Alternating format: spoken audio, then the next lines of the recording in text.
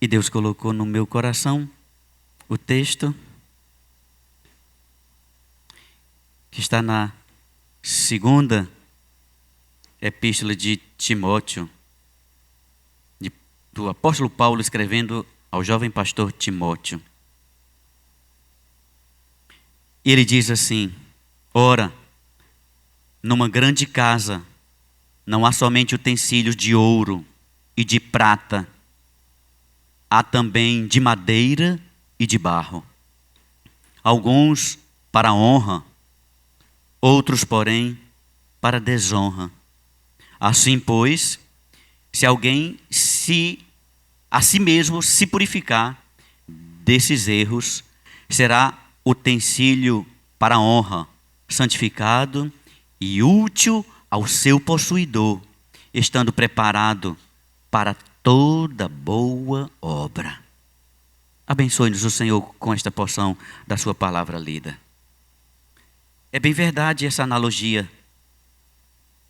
Numa casa não existem apenas vasos de ouro, vasos bonitos, caros, que enfeitam a mesa principal ou a estante da sala.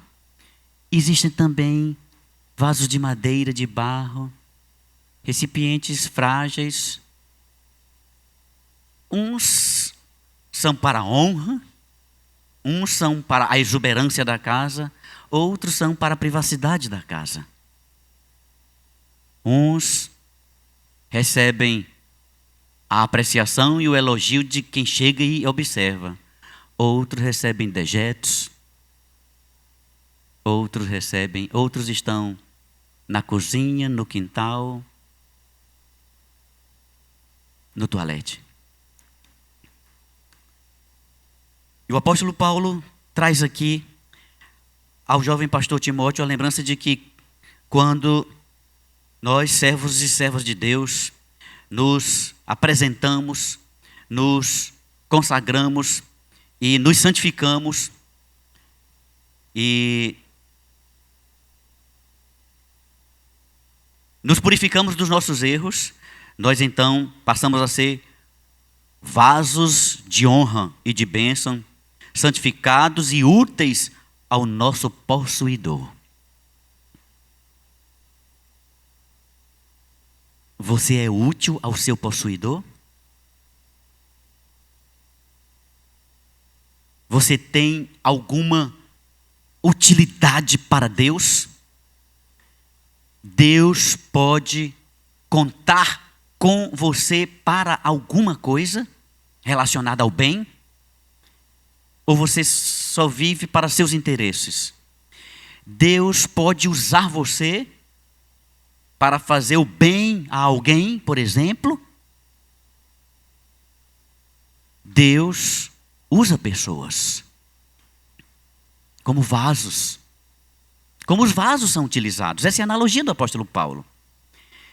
Deus usou Ananias, um crente da igreja de Damasco, para orar por Saulo de Tarso, aquele homem perseguidor da igreja, que teve um encontro com Jesus no caminho, na estrada, caiu do cavalo, ficou cego e foi conduzido.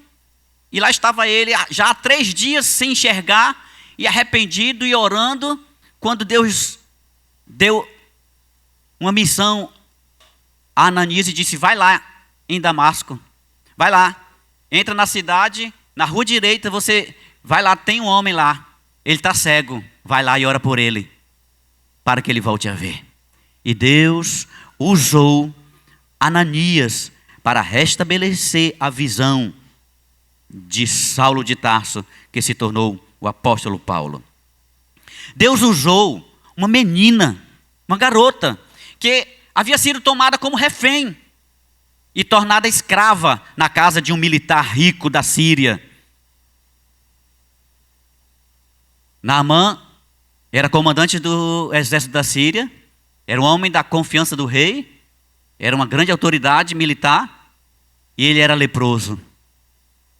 Na guerra, os sírios trouxeram de Israel uma garota e levaram essa menina para ser a serva da esposa de Naamã.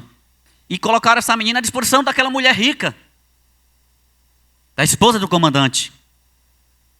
E aquela garota, quando soube que aquele homem estava doente, ela chegou para sua senhora e disse: ah, minha senhora, se o meu senhor comparecer diante do profeta que tem lá em Samaria, ele vai ser curado. Pronto, só foi isso que a menina falou. A menina anunciou: lá em Samaria tem um profeta, tem um homem de Deus, e se seu marido, o meu senhor, comparecer diante dele, o seu marido, o meu senhor, vai ser curado. E Deus usou aquela garota. Deus usou aquela garota. Deus usou Pedro e João para libertar o aleijado da Porta Formosa. Atos capítulo 3. Ele estava ali, padecendo, mendigando, quando os apóstolos estavam subindo para a hora da oração. E ele lhes pediu uma esmola. Pedro, olhando para ele, disse: eu não tenho ouro, eu não tenho prata, mas eu tenho algo que eu quero lhe dar. Eu vou lhe dar. Em nome de Jesus, o Nazareno, levanta-te, põe-te em pé e abençoa aquele homem. E Deus usou a Pedro para libertar aquele homem da escravidão, da deficiência. Jesus usou um rapaz que lhe disponibilizou um cesto com 5 pães e 2 peixes apenas. Era tudo que aquele rapaz tinha. E alimentou uma multidão de mais de 5.000 pessoas. Jesus usou 12 homens que revolucionaram o mundo.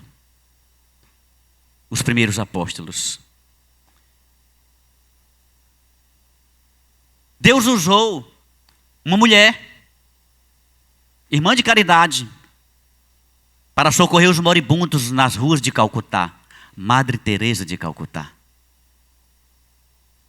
Deus usou uma senhorinha franzina, mal podia respirar direito, para ampliar o sistema de saúde do estado da Bahia, para promover, abençoar, medicar, assistir, construir hospital. Uma religiosa, uma freira, uma irmã de caridade, irmã Dulce. Deus usa pessoas. Deus usa pessoas. Deus usa pessoas. A obra de Deus na terra é feita por pessoas, não por anjos. Os anjos assistem. Os anjos nos protegem. Os anjos, a Bíblia diz que eles anelam, perscrutam. Eles ficam atentos à obra de Deus na terra. Mas ela é feita por homens e mulheres. Homens e mulheres, gente de carne e osso. A obra de Deus tem sido realizada por pessoas ocupadas e cansadas. Como eu gosto de falar isso. A obra de Deus sempre foi feita por homens e mulheres cansados.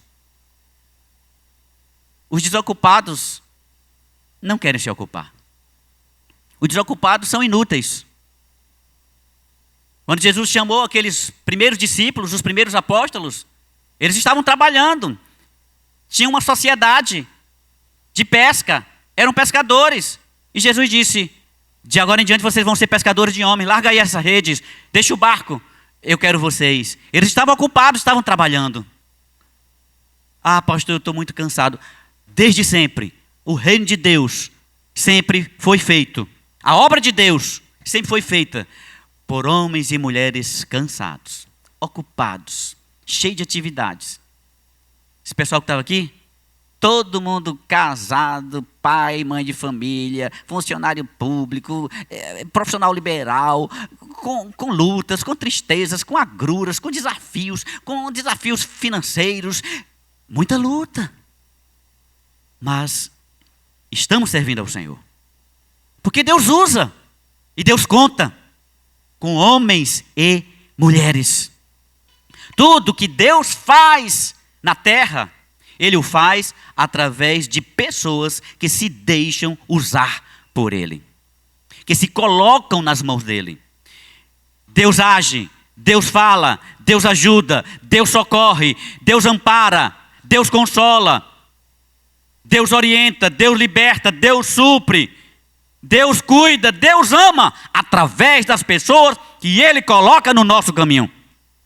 Não tenha dúvida, não tenha dúvida.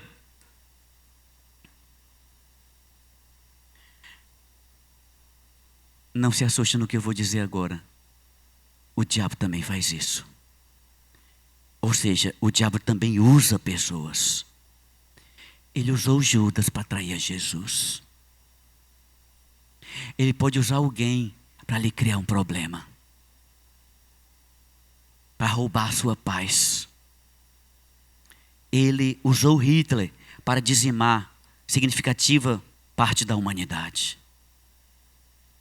O diabo usa pessoas para semear contendas, para causar destruição, para causar inimizade, para causar embaraços, desconfortos, conflitos, desentendimentos. Você sabia disso?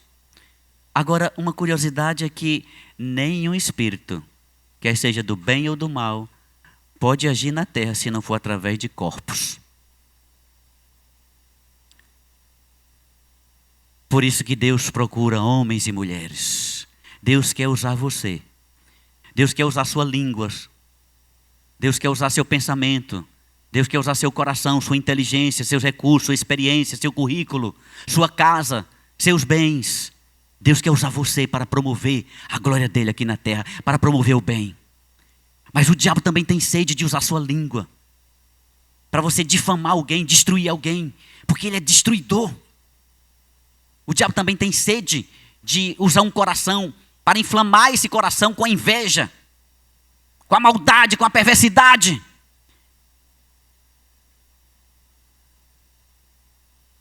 Só quem tem a autoridade para agir na terra é o ser humano, porque a terra foi dada aos seres humanos. Só quem pode agir aqui na terra é quem tem corpo. Então os espíritos só agem se eles contarem com algum corpo. Se você emprestar sua língua ao diabo, ele vai usar. Mas se você consagrar sua língua a Deus, Deus também vai usar. E você vai ser bênção. E Deus vai poder contar com você na hora que você estiver diante de uma alma aflita, oprimida, angustiada. E Deus vai usar você para ser um instrumento de libertação, de conforto, de consolação e de graça e de vitória. Deus vai usar você.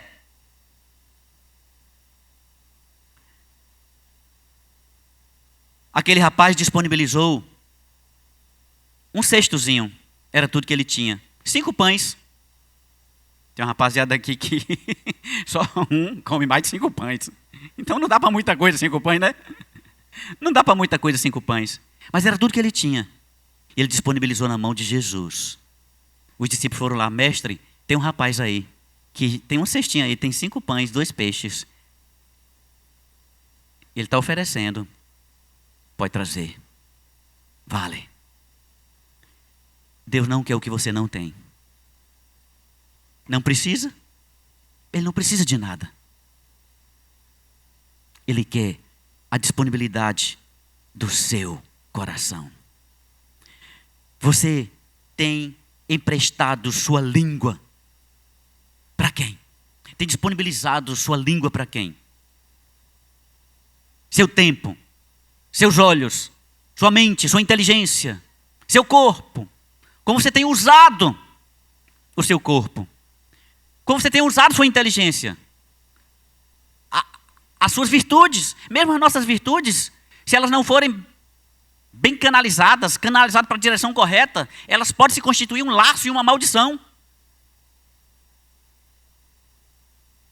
Podemos usar nossa inteligência para o mal e tornarmos-nos pessoas astuciosas, perversas, perigosas, psicopatas. Mas podemos usar nossa inteligência para o bem e seremos então úteis na nossa geração. Você já parou para pensar sobre isso? Se ninguém desse lugar ao diabo, por isso que o apóstolo Paulo, escrevendo aos Efésios, ele diz assim: não deis lugar ao diabo. Para o diabo roubar, ele tem que usar a mãozinha de alguém. Alguém tem que emprestar a mão para ele. Para o diabo matar, ele tem que usar a mão de alguém com alguma arma. Ele tem que encontrar um cavalo, um instrumento, um corpo. Jesus traz essa linguagem, ele diz assim: olha, ele é ladrão, ele é salteador, ele não veio pela porta. O que vem pela porta, esse é o pastor das ovelhas. Ele está falando da porta, é o nascimento. A maneira legal de entrar na terra e existir na terra é o nascimento. Jesus nasceu. O diabo não. Jesus nasceu de Maria. Entrou pela porta. O diabo saltou o muro. Jesus tem sede de encontrar vasos que possam ser usados por Ele. Deus quer contar comigo e com você. Mas tem uma coisa bonita. Você sabe que Jesus tem a autoridade legal para agir na terra, porque Ele tem um corpo aqui? Aleluia! Você é o corpo de Cristo. Nós somos o corpo de Cristo, a igreja é o corpo de Cristo, Ele é o cabeça. Ele pode agir aqui na terra, Ele pode salvar, curar, libertar, consolar, orientar, suprir, cuidar, amar, através de mim, de você, da minha boca, dos meus recursos, do meu comportamento. Deus pode agir aqui na terra através do seu povo. Jesus tem um corpo, o seu corpo é a igreja. Somos nós. Se nós não dermos lugar ao diabo, se não emprestarmos a nossa mente ao diabo, ele não vai poder usar. E é sempre assim, quando Deus quer realizar alguma coisa, Deus primeiro coloca uma ideia no coração de um homem, de uma mulher, de uma pessoa. Não é? Também, quando o inimigo quer causar alguma destruição, ele inflama o coração de alguém. Ele semeia, ele envenena a mente de alguém. Percebeu isso? É assim que ele faz.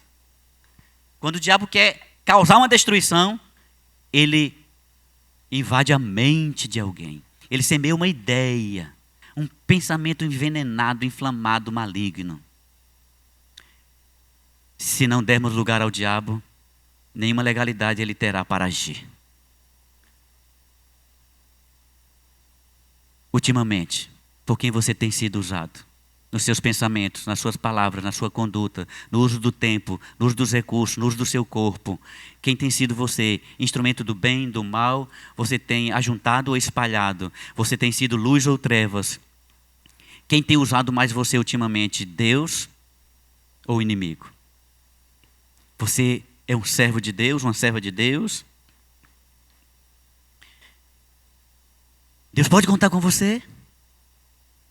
Nós vamos cear daqui a pouquinho, estou encerrando. Como podemos ser úteis? Como podemos servir ao Senhor? Quais as maneiras possíveis? Quais são as possibilidades reais, práticas, que nós podemos ser bênção na nossa geração?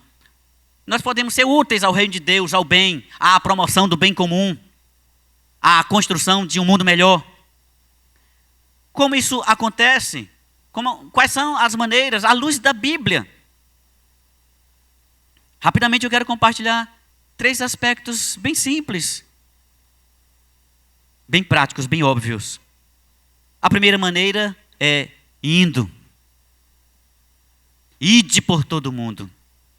Indo. Ou seja, é você mesmo fazendo, você mesmo se envolvendo, você mesmo participando, você mesmo se comprometendo com o reino de Deus. É você dedicando sua vida para o serviço do reino de Deus. Seja como um vocacionado de tempo integral, ou seja também como um servo de Deus em sua igreja e em sua comunidade.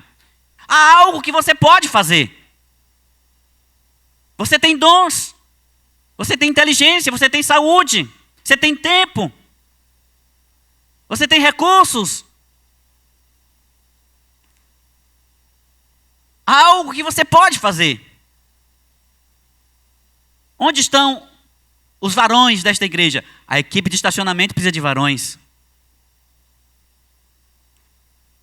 Você pode ser uma bênção, auxiliando sua igreja a organizar o seu estacionamento. Onde estão as mulheres, as moças, as adolescentes? O departamento infantil precisa do seu apoio. Você pode entrar numa escala. Uma vez por mês, ou a cada 2 meses, tirar um domingo e dizer, não, hoje eu vou ficar com as crianças lá no departamento infantil. Eu vou me preparar a aula, a história, as ilustrações. Eu vou me envolver com o reino de Deus. Eu vou dar um pouquinho do meu tempo. Eu dou do meu tempo para tantas coisas, para tantos outros interesses. Deus tem podido contar com você? Quanto do seu tempo você tem doado para Deus? Será que Deus pode contar com você? Existem tantas maneiras simples.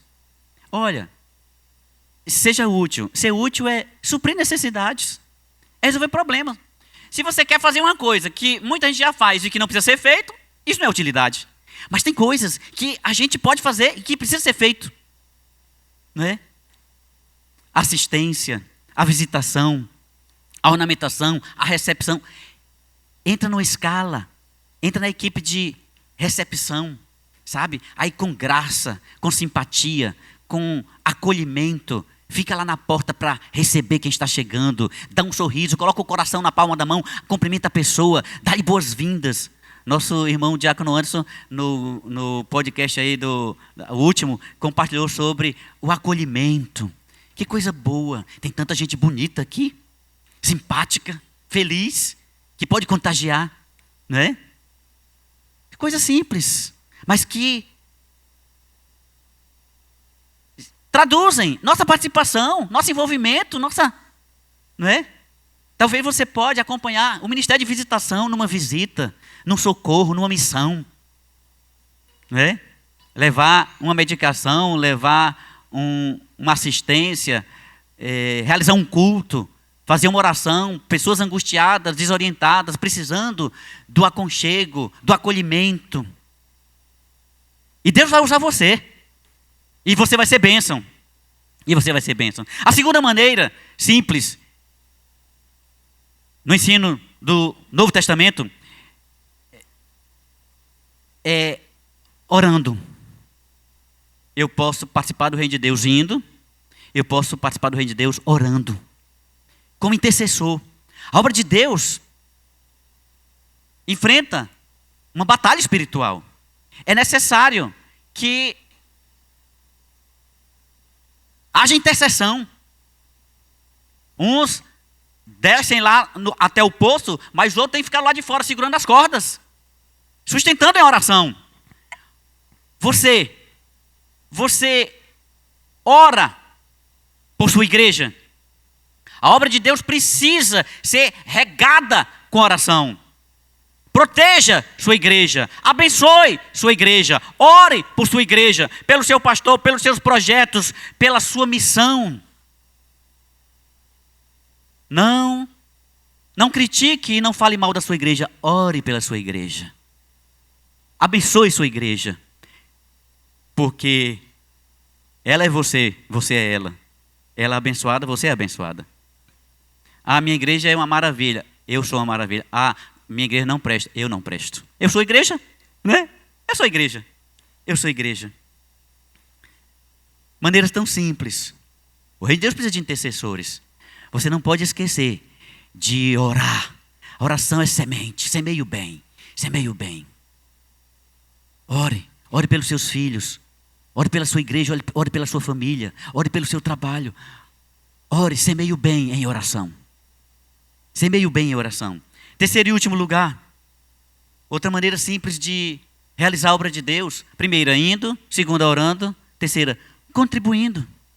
Sim, com tranquilidade. Claro, sabe, gente, como vocês acham que tudo isso aqui é mantido? Não é? Como como é que a obra de Deus é feita? Quanto custa mensalmente tudo que utilizamos e usufruímos aqui? E como são enviados os missionários? Como são realizados os projetos? Como suprimos as necessidades? Se não for, uma vez, uma jovem mãe disse assim: pastor, eu tinha um chamado para o ministério, mas me embaracei, me envolvi com um rapaz, e logo engravidei, me casei, e abortei o chamado de Deus para a minha vida, e hoje eu já não tenho mais condição de servir a Deus como missionária, que era o desejo da minha alma, mas eu quero apoiar uma missionária. Eu quero sustentar alguém na obra de missões. Que coisa linda. Eu não posso mais ir, mas eu posso mandar alguém. Eu posso participar. Eu posso cooperar. Isso é visão. Isso é amor. Isso é participação. Isso é participação. Paulo diz que só há uma maneira da igreja crescer equilibrada, segundo a justa cooperação de cada parte. Eu sozinho não posso fazer muita coisa.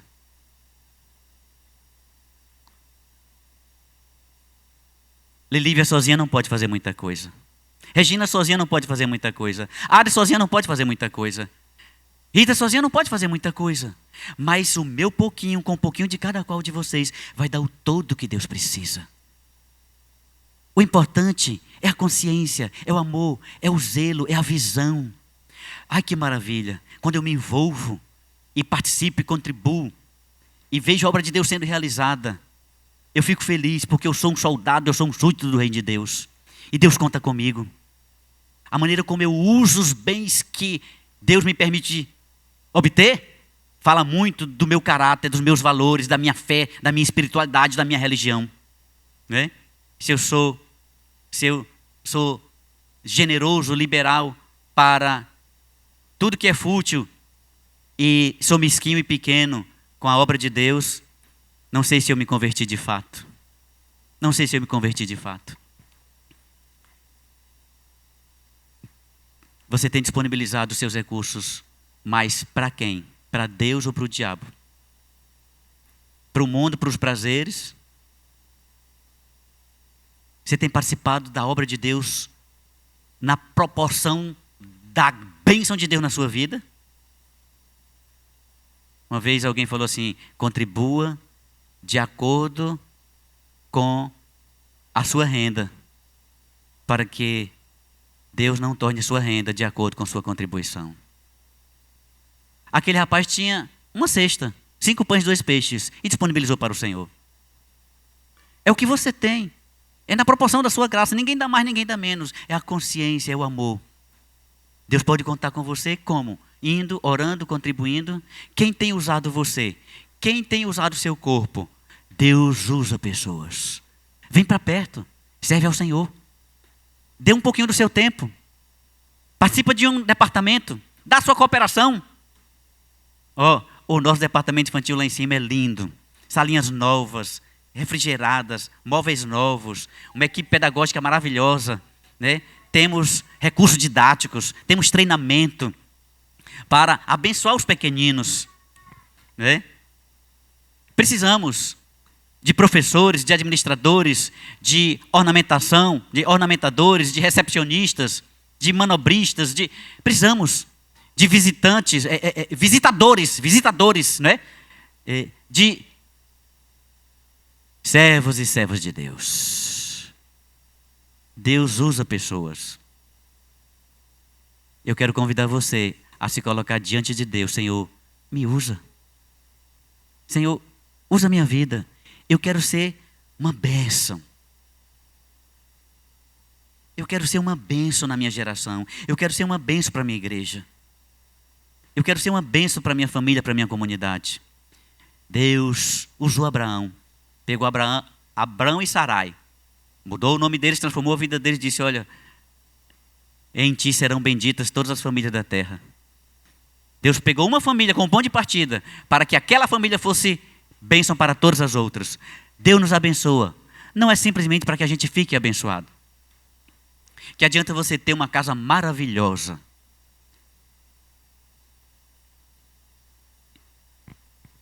e não poder compartilhar? Que adianta você ter toda a riqueza do mundo e não poder compartilhar? Ninguém é feliz sozinho. Ninguém vive só para si. Eu compartilhei, creio com vocês, eu acho que é um discurso de uma formatura de medicina, né? Os rios não bebem a sua própria água. O sol não brilha para si mesmo. As flores não dão seu aroma para si. Na natureza há uma lei. Ninguém vive para si. E o orador dizia: